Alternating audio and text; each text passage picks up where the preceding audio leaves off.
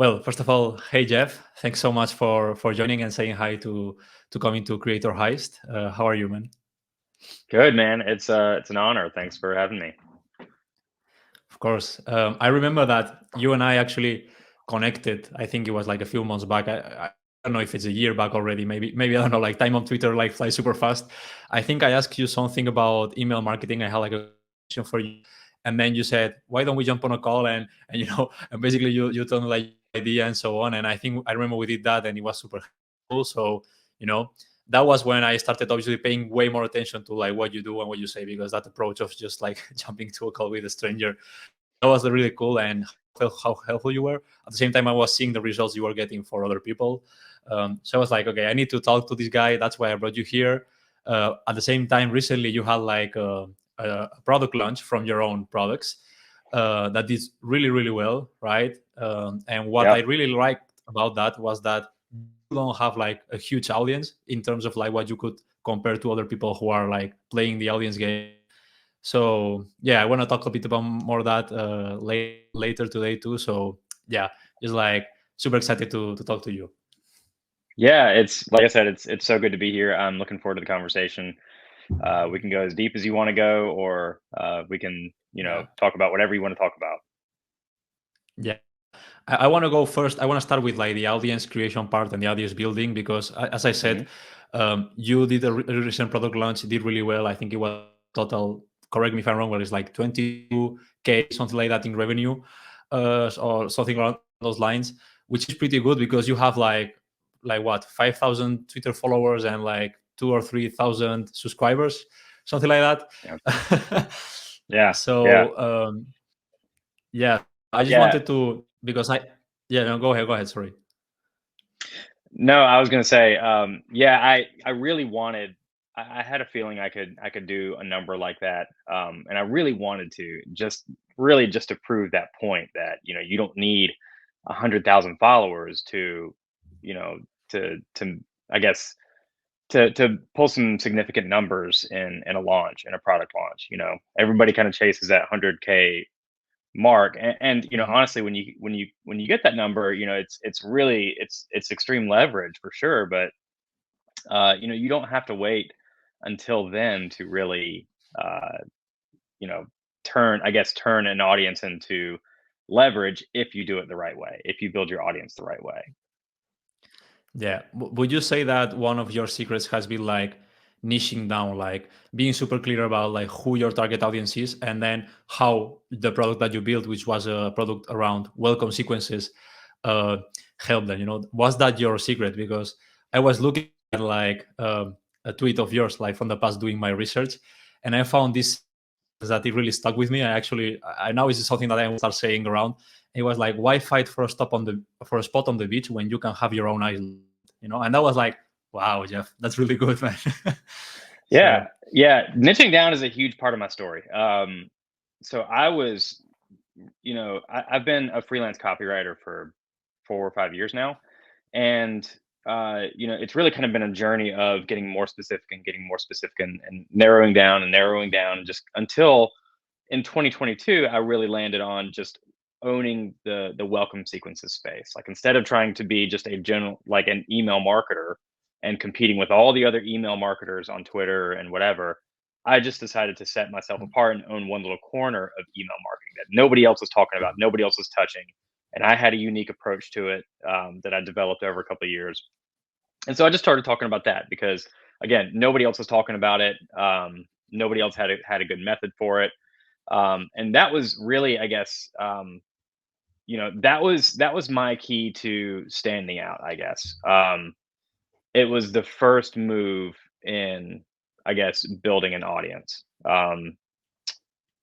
You know, it's obviously there are a lot of other things in play, but that was really the first move, is owning something that nobody else is talking about, solving a problem that nobody else is solving. Um, and the funny thing about welcome sequences, man, is like everybody's heard of it. Like, everybody has some sort of idea of what it is, but nobody really knows what it is or how to do it. Or, I mean, there's just no mhm, good advice out there for it. And so, yeah, that's really, to me, that is a, like, if we want to talk about hacks, like that is an audience growth hack right there. If you find a little corner of a market, now you won't grow super quickly because you're talking about something very niche, but the 5,000 people that I have on Twitter and the 2,000 people I have on my email list are pretty engaged. My posts get a lot of engagement, and I think it's Yeah. because I talk about things that are very specific to what they're interested in, and very, very helpful. I'm not talking about a bunch of very general things like mindset and productivity, and I don't talk about that stuff very much. So yeah, I do think that it's a very big contributor. Maybe not the ultimate secret, but it is a very big contributor to why things went so well in December. Yeah, yeah, I totally agree. I think that's not the main, but one of the reasons that you succeeded. And you even go as far as you are, and on your Twitter bio, it says like the welcome sequence guy. Yeah.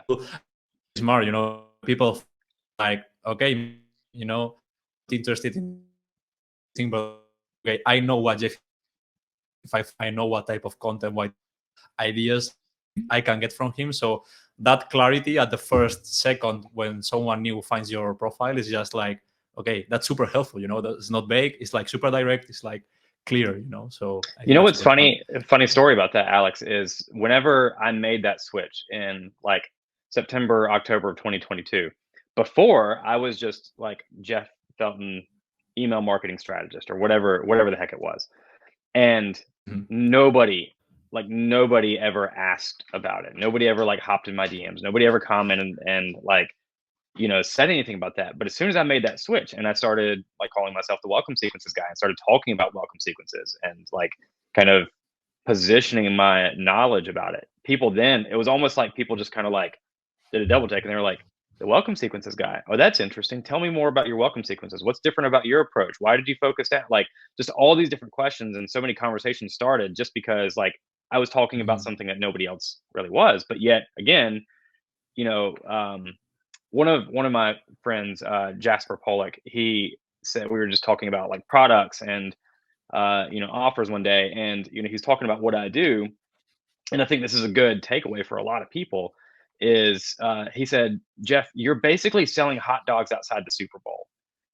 There's this thing that like everybody knows about it, but nobody really knows what it is, but yet they want it, and there's nobody that's really like telling them how to do it well. So like when you come out with a proven system that actually works Mhm. and it tells them step by step how to do it and helps them do it, it's like, I mean, it's like selling a hot dog outside of the Super Bowl. People are hungry for it. And I thought that was such a good Mhm. analogy. And I Yeah. try to always think about that when it comes to offers, especially like when I help clients or like talk to people. Like it's such a good analogy for offers. If you're not selling hot dogs outside the Super Bowl, I think you're doing it. I think your offer could be improved. Yeah, definitely. Really.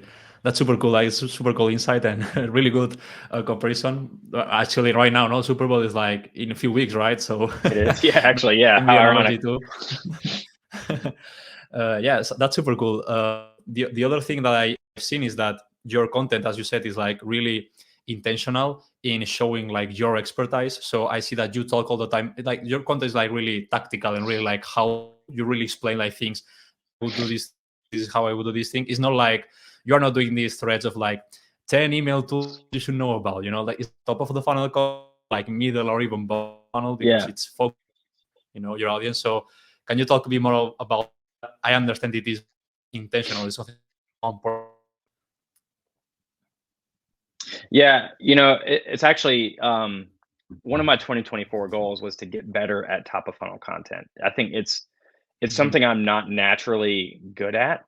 Um, because I don't know why, but just the way that my brain works is like, okay, like I have an audience of people that, like I just want to teach them how to do things. Like, and that's middle of funnel content, like you said, that's middle of funnel content. But in order to, and this is probably why my audience is, still at like 5,000 is because like I don't do much top of funnel content. I don't do much trying to reach a broader audience, and you reach the reality is like most people on Twitter are not interested in email marketing, right? Very, very few people are interested in email marketing. So, when most people see my post, they're going to skim right past it. It's about email marketing. That's kind of maybe an easy way to explain top of funnel and middle of funnel content, right? Um, so, yeah, I've really kind of focused my audience or my content on how to material, how I would do this, how I did this, how my client did this, advice for, this. And so, um, Mhm. that's not really the kind of content that's going to like make you blow up overnight and get thousands and thousands and thousands of followers. But it is the kind of content that the people who are following you are going to see you as as their trusted leader, as the go-to person in a niche. And the truth is, like, once you kind of solidify yourself as the go-to person in a small niche, in a small pond, then you can really kind of start branching out and talking about some of these bigger things, or whatever other things that are important, other things you might want to talk about, or that are relevant, and you have this captive audience of fans who see you as the trusted leader, who see you as their go-to authority, right? And so, when you say these things, when you branch out, you know, you have these people who are like, Mhm. I already trust Jeff. He's dead on about this other stuff, and I think he's right about Yeah. this too, and so then they become advocates for you, and they, so that's really kind of my approach to how to do this. Take really good care of the people who are following you now, or who trust you now, or who buy from you now, and they'll become advocates for you. They'll tell everyone else about you eventually.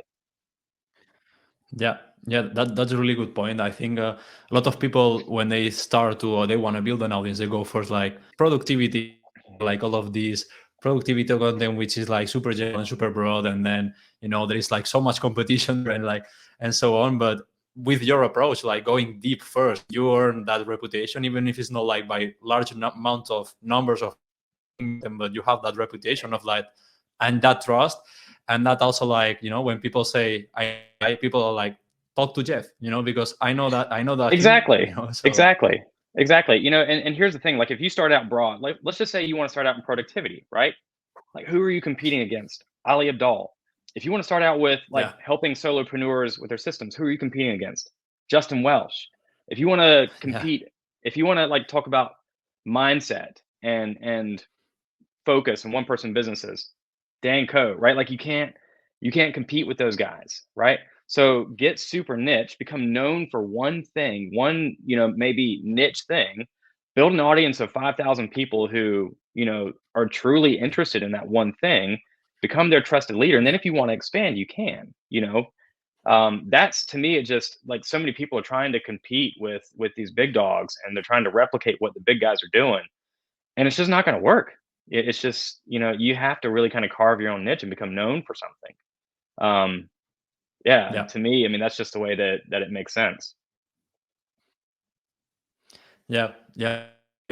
um yeah, that's really, I think that's a really interesting conversation that we could be having, but there is like a few things that I also want to learn from you, so going a bit more deeper into like the actual welcome emails, not welcome sequences, welcome emails, because that's like another point that we could be talking about for like probably many Sure. hours. I was doing my research. I saw that you have a thing called like the BEEACH, the BEEACH framework. I don't know what's the right way to pronounce it. Beach is good, Can but you explain a little I bit might go like what's biatch. what's that? And BEEACH is cool. Nice. It sounded cooler in my head at least. I actually might, yeah, I But might rebrand it as yeah, biatch. what's that about? Can you Yeah. So, BEEACH? Sounds cool, right? okay, so the welcome email is, to me, it's just a really good opportunity for people. It's a very easy win for people when they're starting out with email marketing. Mm, That's really kind of why I talk about it. And to be clear, the welcome email is the first email in a welcome sequence, right? So it's just the first email in a series of emails that people get, right? And the entire welcome sequence, is the purpose is to build trust, to position yourself as a trusted leader, to deliver value, and to lead people very naturally to your offering. That's the point of a welcome sequence. So the welcome email is like a thin slice. It's like the very first interaction that you have with people. Um, when they come off of social media and they, join your email list. It's their very first interaction with you. So, my approach to the welcome email, again, it's a very quick win. If you're not ready to write a whole welcome sequence, just get this first email done. Like, it's the first impression that people have when they sign up for your list or they download your lead magnet. And so the BEEACH, it's the reason that it's we have a hard time saying whether it's BEEACH or BEEACH is because it's actually BEEACH.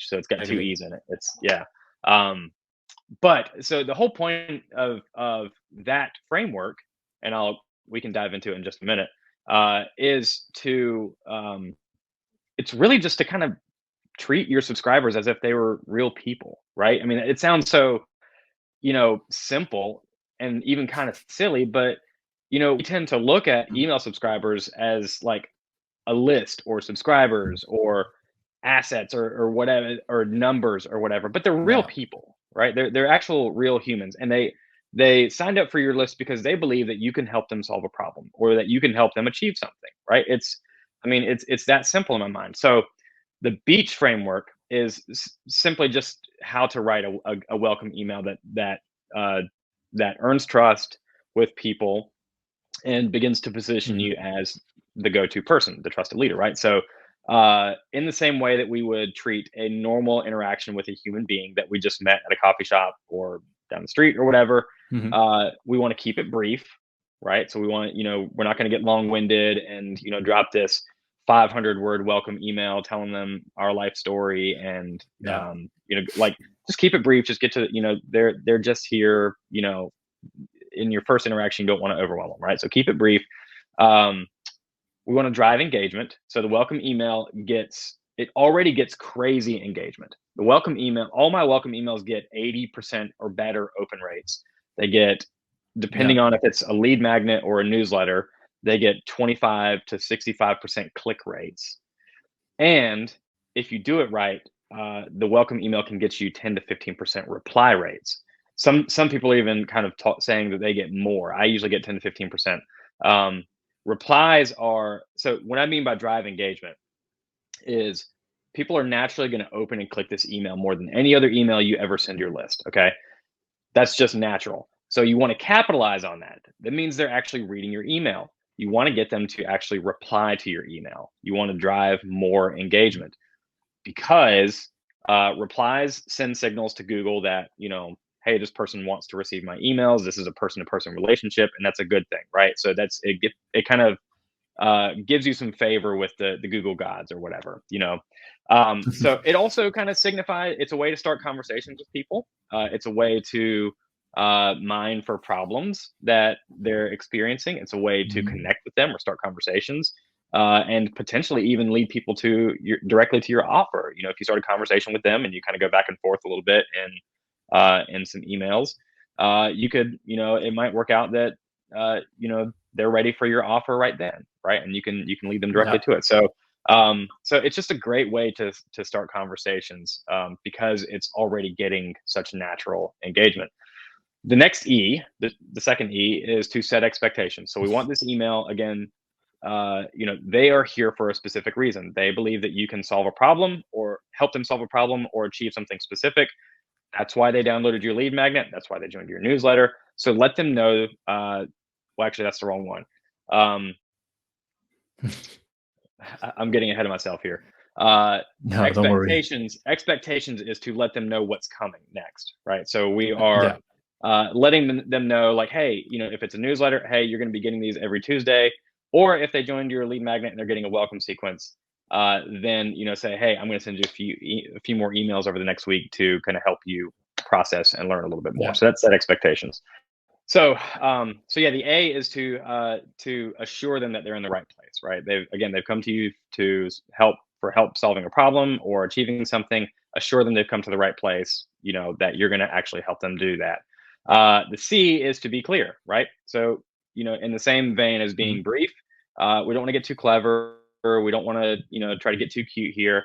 Just deliver the facts. Let them know what they're here for. Give them what they came for. Let them know what's coming next, and say, I'll see you again soon, right? So just be crystal clear, keep it brief.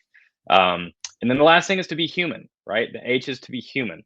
Again, write, some of the writing advice, everybody says to write like you talk, right? Write like you speak. And that's really Yeah. good. That's really, really good advice. You should do that. But it's really kind of, I mean, wouldn't you say? Like sometimes, like we get into this like marketing mode where we feel like we got to be, super cute and clever and all Yeah. markety, and instead of just writing an email, like I actually sat down to write Alex an email today, and this is what I would say if I sat down and actually wrote Alex an email. And that's how you should write Yeah. your emails. Yeah. Just write like a normal person, write naturally. You don't have to, include any kind of fancy lingo or marketing speak. You just be normal. Got it. No, that was super insightful. First of all, thank you for that. It was like a mini masterclass. And then second, I totally agree that there's like a thing there with people from they are not used to. I mean, they are used to be numbers when they join an email list. Like I think some people are starting to kind of catch. Like realize that joining an email list is something that maybe now I might be marketed to or something like that. And for me, one thing that I've seen from my list is that when I reply to a welcome email, people are surprised. Actually, they are like, "Huh? Is an actual human replying to this?" And even like a few Yeah. people have asked me, "Are you really a bot replying, or are you like a real human?" And this is like real conversations that I had with people, which is super fun. So at the same time, like the bar is super low in the sense of like Yes. Yes. being human. Is like one of the keys of it. Like if they can sense that there is like a real person behind it, and that is like 1,000 trust points plus for you. So that's something You that know, in my one of my experience, yeah. one of my favorite books. I actually don't read a lot. It's something I want to do better about. I don't read many books, but one of my favorite marketing or business books is Marketing Rebellion by Mark Schaefer. And I read this back in 2019. And one of the things he said in that book, and I'll always remember it, it's shaped a big part of my approach, how I think marketing should be done. He said that the brands that feel the most human in the marketplace will win. And that's kind of the way that marketing and the marketplace is trending, right? And I always try to remember that people don't long to connect with brands and faceless corporations. They want to connect with other people, right? So even if you have a brand, it's fine to have a brand, but be the person behind the brand too. Like you don't have to just put on this face and be some corporate, Yeah. you know, like polished turd. Like you just be the person behind the brand. Like, you know, own your mistakes, be Mhm. normal, be casual, be natural. Like that's all there is to it. Yeah. I think that's why, like, even like bigger corporations that we know are corporations, they have so much success now with like memes and stuff like that, because that's how like humans communicate. We send memes all the time, stuff Yeah, like that. So exactly. when a Yeah. brand does it, that's why it works. It's because it feels human. It is actually a person and not like corporate robot behind whatever this brand is saying. So yeah, that's a really good point. Um, yeah. So moving a bit forward, I want to your course launch, because I feel that's like, I mean, that's impressive, honestly. Like with your size of audience, that return, I think that's pretty cool. Even if you say like that's something that you can expect and so on, like there's praise to be done for you there, because the work is really, you usually manage to convince people to buy a thing, which is not a small feat in my opinion, in general. So I want to talk a bit about how did you structure the launch, meaning I know that from my research, obviously, I saw that you did, and I was a part of it actually. I saw that you did a lead magnet challenge, which was free for people to join. And then, correct me if I'm wrong here, they got onboarded into like a sales sequence where you pitch your product and then you do the pitch and then you sell it, and that's it, right? But why does this structure work? First, did I say it right? And second, why does this format of doing things work? And why do you think it worked for you? Yeah. So everything kind of has in a launch, everything kind of has different roles to play. Um, like I don't. really know for certain like the kind of the split in terms of like where buyers came from. I know that there were 134 people who bought during my 4-day launch. About half of them, about 70 people, came from directly from my email list. Mm. I know that uh, about 20, 25 people came from affiliate sales, right? And so the rest, I'm suspecting, came from social media. I think. Don't really know for Mhm. certain where a lot of those people came from, but everything kind of had its own role to play, right? Like you can't sell a ton directly on social media. That's why you have an email list, right?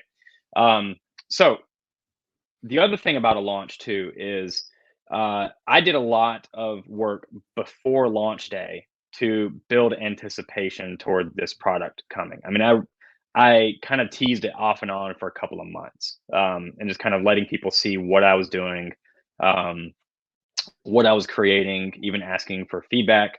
I probably got like 10 to 15 people to test it Mm. before I actually like made it public.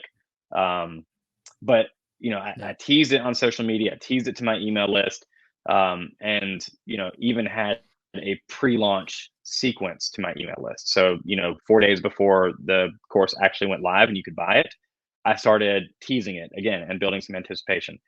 A lesson I learned from Kieran's first launch back in May, Kieran Drew's first launch, was he said that your launch is only as good as the anticipation you create and the momentum you create leading into Mhm. launch day, right? And I've just always kind of taken that um, away, as like, you can't just create something and then say, poof, here it is, go buy it, and expect people to beat down the door, right? Like Yeah. it just doesn't work that way.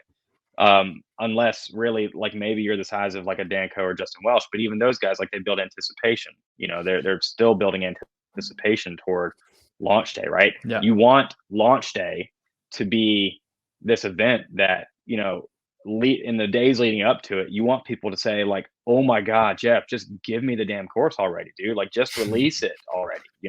Even to the point where maybe they're Yeah. slightly annoyed with you because like you're talking about it so much and you're teasing it so much and you're like giving them little tastes and sneak peeks and showing like how people are already using it and that kind of stuff like that just even if it like annoys people a little bit, like you're doing a good job because you're creating anticipation, and whenever you open the doors, people are just like, oh thank God, all right, I'm going to get it now.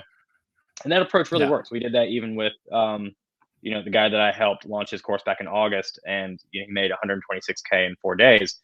Like Mhm. we did an 8-day pre-launch sequence. I mean, we really annoyed people with emails leading up to launch day, and I mean, he sold like 60 or 70 in the first hour. I mean, people were just like Wow. just That's beating crazy. down the door to get it. Um, so that just kind of needed to be said that it isn't all about the launch sequence. It's not all about the lead magnet. It's really like a launch is really about creating anticipation. If you can do that well, and you have a really good product, that's the other thing. My product is very very good. I believe in it Mm. wholeheartedly. And when you have a really good product and you build some anticipation toward it, and you have a captive audience, then that's when a proper launch sequence is going to work really, really well. So I don't know if that answers your question. We didn't really talk about the lead magnet challenge. We can go down that route if you'd like. It was super interesting because from the outside, what I got was that obviously you are the welcome sequence wise, so the product is about welcome sequences. But how you got people to that sequence, again, seeing from the outside, was through a lead magnet challenge. Actually, the first step before a welcome sequence, it comes collecting the email. That email is collected with a lead magnet, right? So I guess one of the keys of the success was that your product felt like the natural next step for the people that, okay, you show me how to build a lead magnet, and then the natural next step is to learn welcome sequence. And that's the paid Yeah. part. And this is who pay and why to buy. Is that correct? Is that my assumption is that you did it that way. Is that correct? Yeah, man, you're giving away my secret, man, because I actually still do that. Kind of evergreen. I do. My plan is to do that a few times this year with the same kind of approach. As a matter of fact, I just did the lead magnet challenge again a couple Yeah. weeks ago Yeah. in January. and then had a separate kind of sales sequence that followed up from that challenge. But yeah, so that's you're exactly right there, man. That I actually, I did this free lead magnet challenge from like December 8th through 10th, right? Mhm. And invited everybody to join. I think I got 330 people to join, 332, something like that, people to join this challenge, right? And again, that Yeah. solves, that does solve a very, very specific problem for people that people are, like have a lot of questions about and struggle with creating their own lead magnet. Um, and I use that on purpose because it is, as you said, um, the very natural, very logical next step up once you create a lead magnet is to write a welcome sequence, right?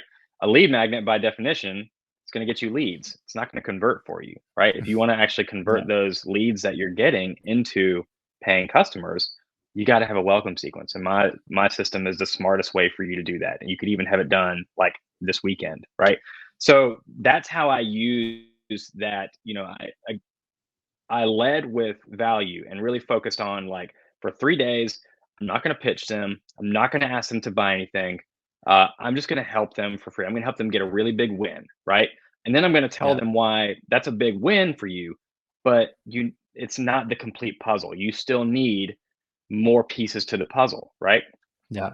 Yeah. Um, Yeah. yeah, so I led with a lot of value, a lot of trust. Again, just not pitching them for 3 days, just helping them accomplish something big, and then positioning the offer as the complete no-brainer. Right. This is basically like my secret to building welcome sequences, lead magnets, and welcome sequences.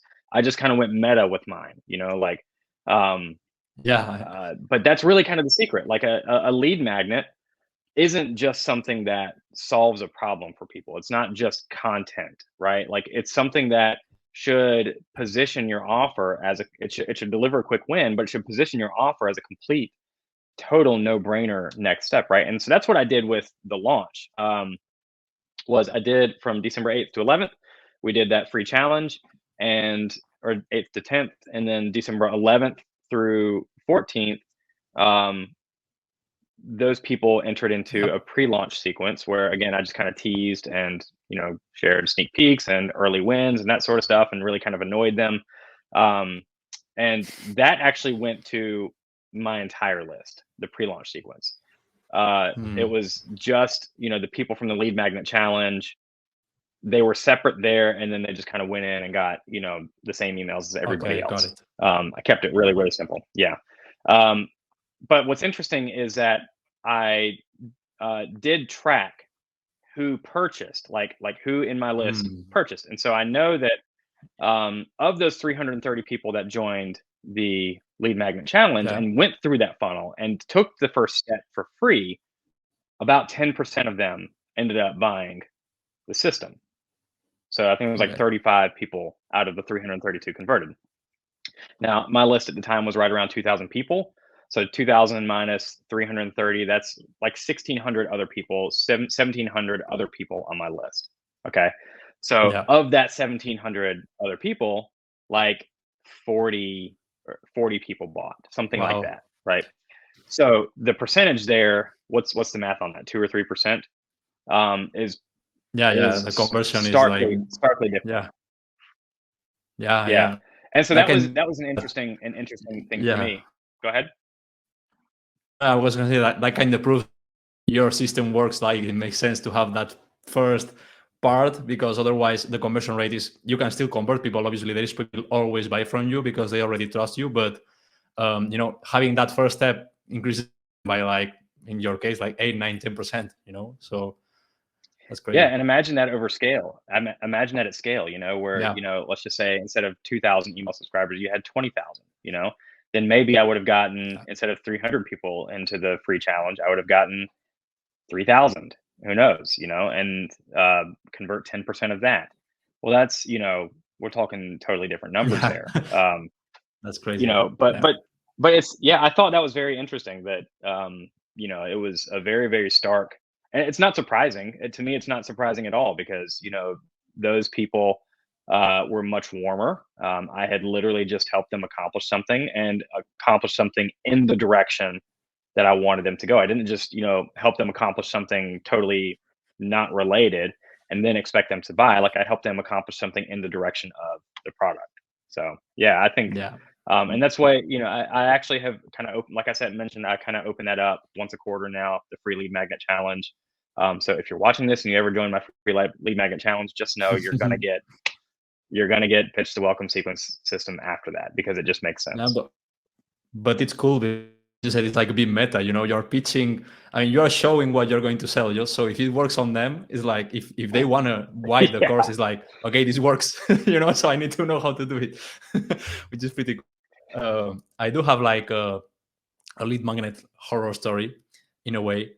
Like 2 years ago, something like, or when I was earlier starting out as a creator, I didn't have that much idea about it. I mean, I had zero idea about email marketing.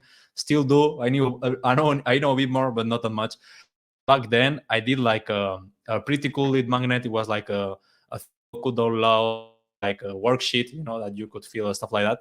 And even like through like a few months that I was sharing it online, it got up to like almost 1,000, which is like 1,000 emails, right? Which the that I wasn't doing anything after that. I was like a welcome email. I wasn't doing anything. Once I was like 1,000 emails here, I should do something with them.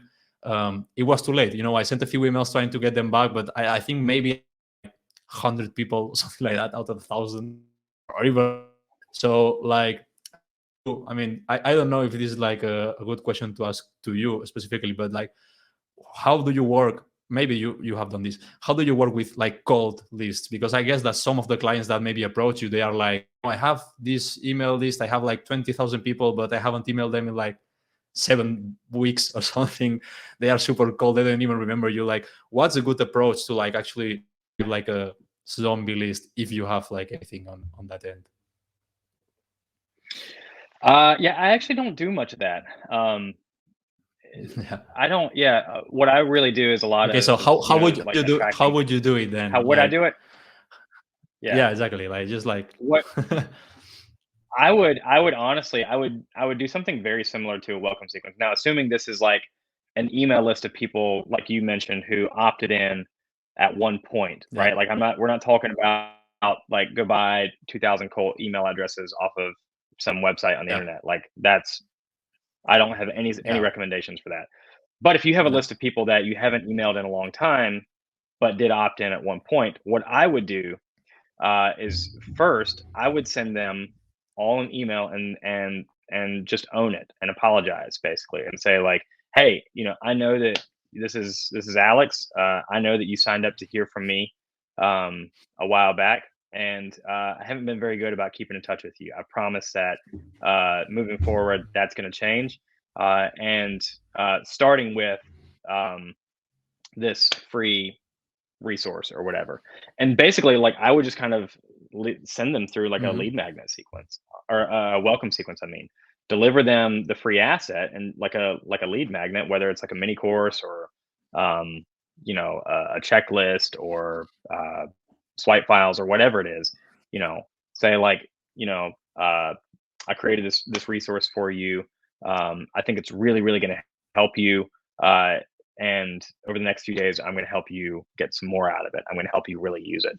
And so then over the next few Yeah, days, you just really kind of you send them some more like helpful advice to help them actually use that. So really, like we're not asking them to buy or do anything. We're just literally like we sent them a resource, and then we're going to help them use it. We're going to help them get the most of it because we know it's going to be helpful for them if they actually use it. And so we're going to focus on just leading with value, earning trust, and you could stop there, or you could just kind of move into leading to an offer, kind of like a welcome sequence would. It's kind of up to you. I don't really think you burn any bridges yeah, if you did that. Some people would unsubscribe, but whatever. Um, so I yeah, think that's how I would do it. Just really kind of lead with value. Don't assume that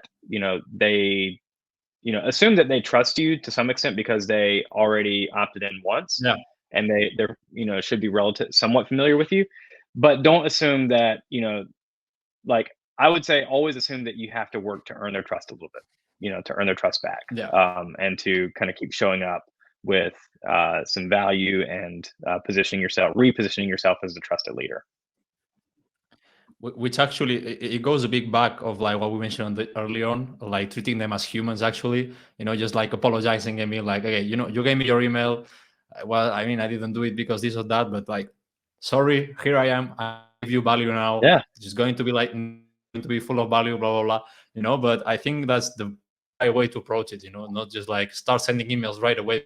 That happens to me sometimes. I do sign up for like a lot of things. I do download like a lot of lead magnets, and suddenly I get an email out of the blue of someone that I don't even remember subscribing to, and I have a new course. Like it literally happened to me 2 days ago. Like uh, uh, my new course is open, blah blah. And I'm like, why are you course if I'm not even remembering? I'm sorry I did this, but I was like, I'm sorry, but it felt like that. It felt like, I mean, I was. Yeah. Like, I don't even know you, and you're like pitching me like a $400 thing in my face without talking to me for the last 6 months. So what else can I do? So Yeah. yeah. I think that's an important point that you kind of brought up there is, people are very aware, at least in my conversations, people are very aware of how they feel when receiving other people's emails, which I think is Hmm. like you just said, like when somebody does this, it makes me feel like this, right? And I talk to people all the time who Yeah. are like, well, I don't want to bombard people. I don't want to annoy them. I don't want to, do this or do that, right? Like people are very aware of how their own inbox makes them feel. They're not aware of how to correct that. I guess they're not aware of how to, because just because some people bombard you in the inbox, just because some people like sell, and they really kind of annoy you with that, doesn't mean that you can't send emails. It doesn't mean that you can't sell. It doesn't mean that you can't, send daily emails even, right? Like it doesn't mean that you can't show up Mm-hmm. consistently and even show up with offers. It just means that you need to do it in a better way. And a lot of people don't know how to make that kind of correction of, they just say Yeah. like, well, I don't want to come across this way or do this to my audience, so I'm just not going to do it, right? To Yeah. me, that's the wrong Yeah. way to approach it. The right way would be to say like, I don't want to do that to my audience, so I'm just going to treat them like real people, and think about this relationship with them as if it's a real relationship with a real human being, right? Like, so in real relationships, I don't assume that this person trusts me right out of the gate. Like you don't assume that in a relationship. So why do you do it to your subscribers, right? Why do you assume that they're ready to buy from you, or pull the trigger from Yeah. you immediately? When you don't, like when you meet somebody at a coffee shop, you don't immediately ask them like for $20 or to borrow the lawnmower or something. Like, that's not normal. That's not human. So, if you just Yeah. treat people like real humans, and learn how to talk and position yourself and position your offers like a real human being would, it's going to go so much better for you. Yeah. Yeah, that was. I mean, totally agree, totally subscribe. Like everything you said there, and yeah, let's just like people are people, humans, right? They are not numbers. They are not like money makers, like some people make it seem online. Totally agree with that, Jeff. So, and people find more about you at the end of the interview and the time. So basically, where can people find you? Where can people join your lead magnet and everything? Uh, where can they know more about Jeff? Yeah. I to believe it or not, I don't really have a good like lead magnet that just kind of exists. I have the lead magnet challenge, but I only open it up like once a quarter. Just did one in January, so I'm not doing another one until March, maybe April. Um, Yeah. so the best place that you can find me is find me on Twitter or LinkedIn. That's where I teach a lot there, as we talked about earlier. Mhm. That's where you can really find some good helpful advice. You can join my email list from there. From both of my social profiles there. You can get the creator welcome system from my social profiles there. So, but really, following me on social is where you're going to get some good advice. And of course, like I said, my email list is where I do some deeper dives, share case studies and lessons, and you can even kind of get a meta approach to how I do things, and you can copy it and steal it if you want to. So yeah, thanks a lot, Jeff, and for your time, and see you on the next heist. Yeah. Okay, perfect. Thanks for having me, dude. It was an honor.